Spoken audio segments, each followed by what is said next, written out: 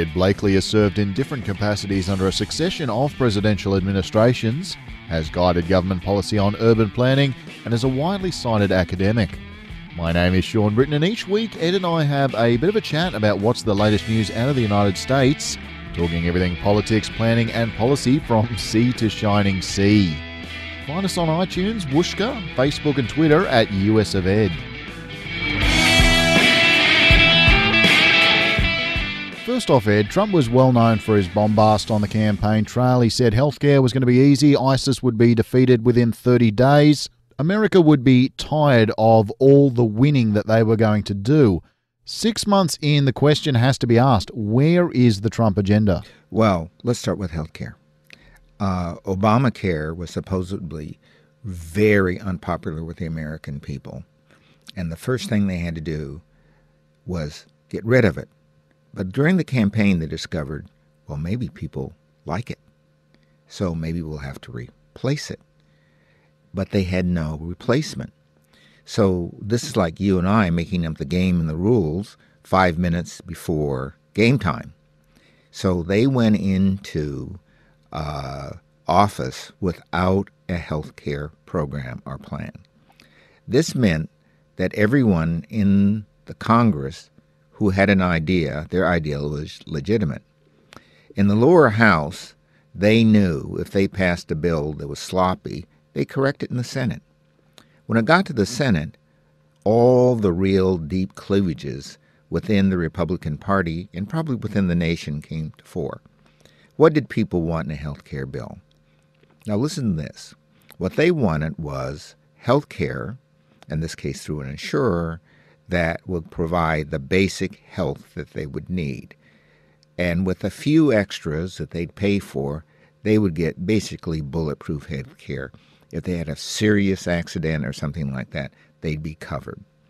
The next thing they wanted, if their kid had asthma or something, they wanted to be covered, no matter that they could not be pushed out. And they wanted health care for the elderly. Now, this sounds not extraordinary, and they got it. So what are the Republicans going to appeal? Well, the first thing they decided to do is take health care away from the elderly.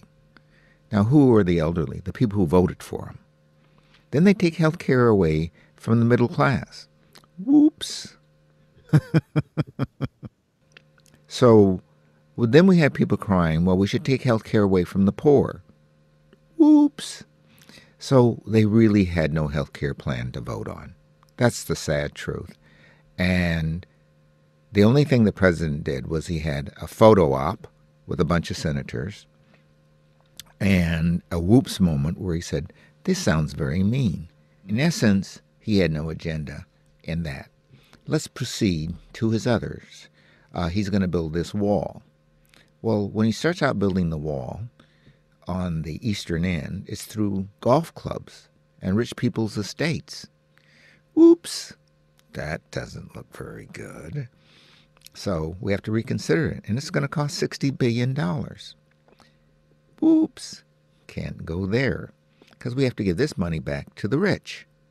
We're going to have a tax break.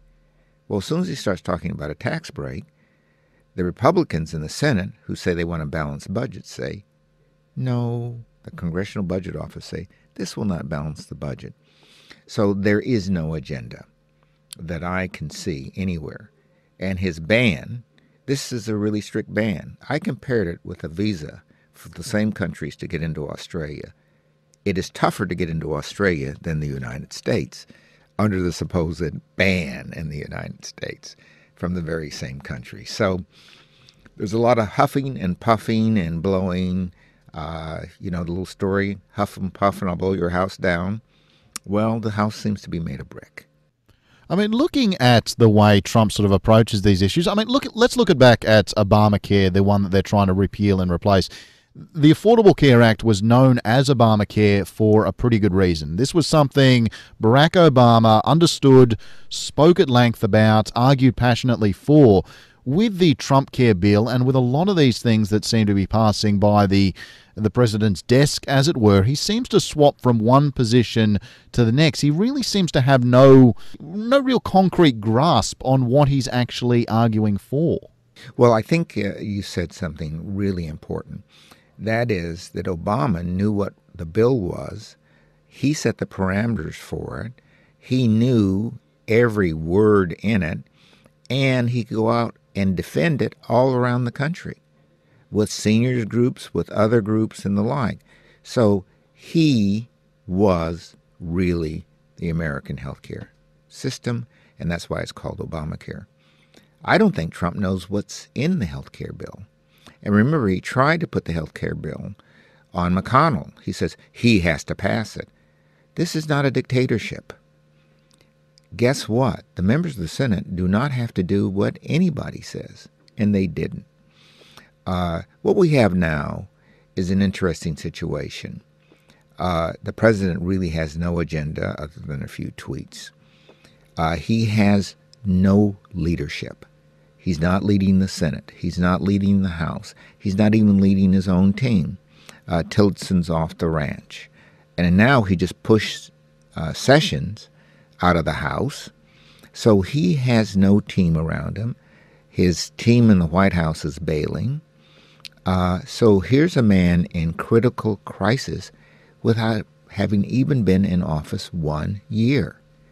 I cannot recall any time in the history of the United States where a president controlled both houses of the legislature and had accomplished nothing at all and could not lead the houses.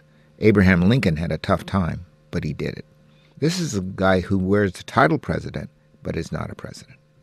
I just wanted to touch on, as you mentioned there, the kind of crisis that Donald Trump is currently facing. Donald Trump Jr. and former Trump campaign chairman Paul Manafort, they're scheduled to testify in front of the Senate Judiciary Committee on July 26. What's your take on this? I mean, we've seen the story shift so many times already. Is this actually going to settle anything? It's not a matter of whether it settles anything or not. They have to show up. The danger here for President Trump and all the Trumps is when they show up, they don't have a list of questions. So if they're asked something under oath, like what business did you do in such and such a place on such and such a day, if they tell a lie, they're in deep trouble. They can actually be arrested for lying to the Congress. So this is what Trump's lawyers are saying. Maybe we don't even show up. And I think that's one of the possibilities. Manafort is on his own. He may show up, but he has to be very careful. In the case of Donald Trump Jr., they can use him to ask all the questions they'd want to ask his father because he's made no separation between his personal interests and his presidential interests. So he's open game. And I would not be surprised if Donald Trump Jr. did not show up or use the Fifth Amendment, both of which are tragic. And just finally, Ed, I wanted to ask your thoughts. John McCain, a bit of an unfortunate situation this week. I believe it was removing a blood clot initially was what the surgery he was facing was all about. But it seems while they were in there, they have found John McCain, he's suffering from a brain tumor. Just wanted to ask any of your thoughts this week on him. Well, I've known John McCain for a very long time, even before he ran for the Senate. He's an enormously honorable man. A great American. He helped prisoners in the prisoners of war camp stay steady. He helped some people escape. He stayed behind, took beatings. And when he got to the Senate, he started out with stature. He made the most revealing, honest, and straightforward speech ever made in defeat when he lost to Barack Obama and asking the nation to come behind Obama because it would show that the nation had gotten over the color issue. He is a hero of our time. Ed and I will be back next week to talk the latest on American news and politics. Subscribe on iTunes and Whooshka to stay up to date and show us some love on Facebook and Twitter at US of Ed.